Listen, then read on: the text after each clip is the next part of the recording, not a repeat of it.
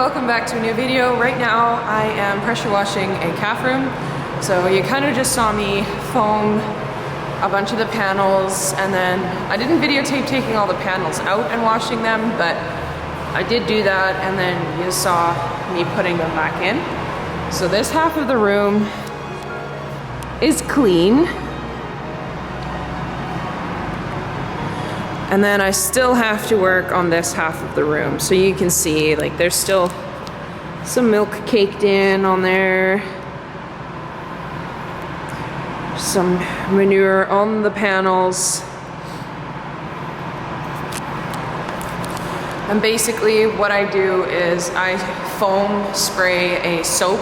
It's a solvent that breaks apart and makes it easier to clean off the manure and the milk and sort of just all that organic material that gets stuck on everything. It makes it super easy to just spray off and clean. And then once I've got it foamed up, I'll leave it hanging for 15 minutes. So by the time I've finished spraying the entire room, it'll have been about 10-15 minutes, so I'll start pressure washing where I started foaming, and then I will spray it with a disinfectant. So each room is fully cleaned and disinfected once our calves are weaned and moved out, so that a room is basically as brand new as you can make it, so that it's a very biosecure, germ-free place for new baby calves to come in and start their lives, which is really good because baby calves don't have really any immune system when they're babies, which is why it's so important for us to take care of them in these individual stalls so that they can develop their immunity, their strength, and they can grow big and strong.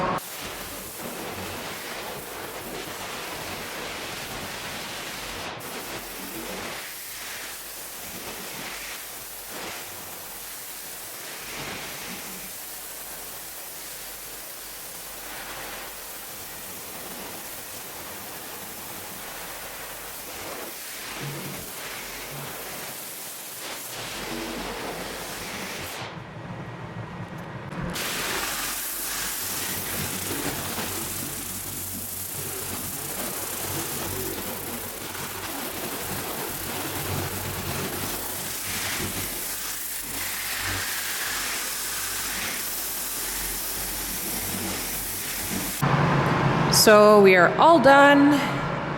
Nice and echoey in here. I don't know if that picks up on camera at all, but everything is nice and clean. It's drying already, so that's great. And I'm feeding calves right now. So just wanted to show you guys some of our embryo calves that we have. So back in June of 2022, I mentioned that we would be doing some embryo flushing, and then I said that I would make a video about that, and then I never did. So we have the results of some of our embryo flushing. So this girl, you having a wee? She's from an embryo that we purchased, so this isn't our breeding, which means that it won't have our prefix. She's not gonna have our farm name attached to her. And I believe that she is also one of our purchased embryos. And then this girl is from Presley. This girl is from Presley. This little lady is from Presley. And I'm not sure about her, but this guy is a bull calf, and he was also an embryo.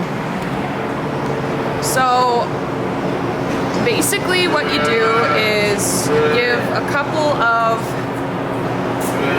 different kinds of hormones and feed the animal really well so that she produces a lot of different eggs, and then you get an AI technician or an embryo technician to come in and flush the eggs out and then transfer the eggs into recipients.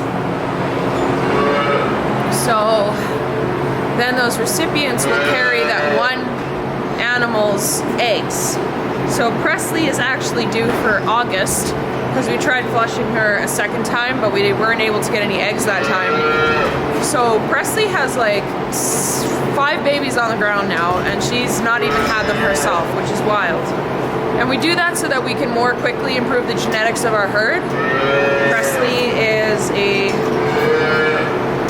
heifer that's from a really good producing family, so we're hoping that we can, you know, get more of those traits by getting more of her genetics.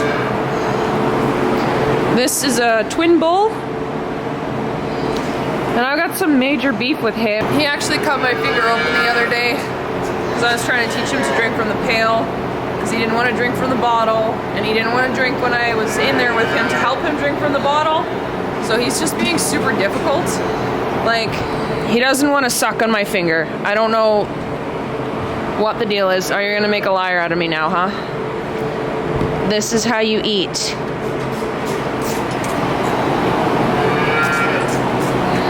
I guess I just had to videotape him, and then he was gonna cooperate. His twin brother, however, is doing really well. And he's able to do everything on his own, and he doesn't need help. So sometimes the twins give us a little bit of problems, but that's how it goes with the bovine species. We don't like it when we have twins in calves. Twins in goats, great. Twins in calves usually means problems. And this pretty little lady here is named Pegasus. She's also a daughter of Presley. And this bull calf that I showed you guys just now, his name is Pedro Pascal. So I threw it out as a suggestion, as a joke, and then everyone was like, yeah, his name is Pedro. So his name is Pedro Pascal. And just to show you guys, this is Vienna again. She is not whining and asking for attention anymore, so she's doing real good. She's growing like a weed. So here you're gonna see me spraying out the milk taxi. This is just to get all of the residual milk that's left over out of the system before I put in some soap like you see me doing there. And then I will fill the milk taxi with a bunch of water so that we can put the wash cycle on. And this is how we clean and disinfect our milk taxi after each and every calf feeding, so that we can make sure that the milk doesn't curdle in the milk taxi, because that can happen very quickly if you don't make sure that you clean all of your supplies. And here I'm washing all of the milk bottles. They've been already disinfected with some chlorine, so I'm just rinsing them out.